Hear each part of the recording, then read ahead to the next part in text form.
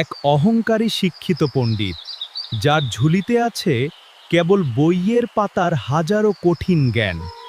অন্যদিকে এক সহজ সরল বৃদ্ধ মাঝি, যার সারা জীবন কেটেছে নদীর জল আর ঢেউয়ের মিতালিতে। এই যে মাঝি, ও মাঝি। আগে বাবু, কি বলছেন? আচ্ছা বলতো দেখি, এই যে দেখছি সূর্যি, এটা কেন ওঠে রোজ? আজ্ঞে বাবু, ওসব তো জানি না। সূর্যি ওঠে বলে দিন হয়, চাঁদ বাড়ে কমে বলে রাতটা আলো হয়। বা অতি সুন্দর।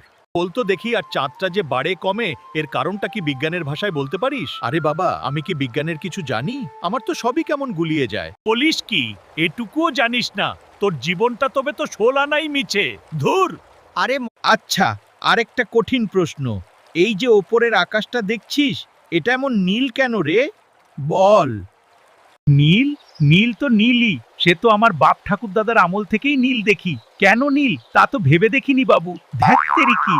ওরে মূর্খ, তোর জীবনটা দেখছি 18 আনাই মিছে। এমন রাম ছাগলও থাকে নাকি?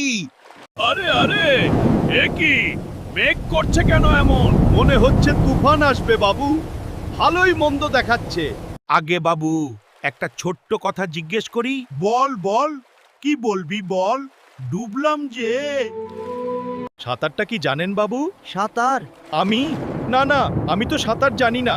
বইয়ে লেখা আছে বটে, কিন্তু জলে নামিনি কখনো। ওহো, তাহলে তো মুশকিল। আমার জীবন তো তবু 4 আনা মিছে ছিল, আপনার যে দেখছি 16 আনাই মিছে হয়ে গেল বাবু।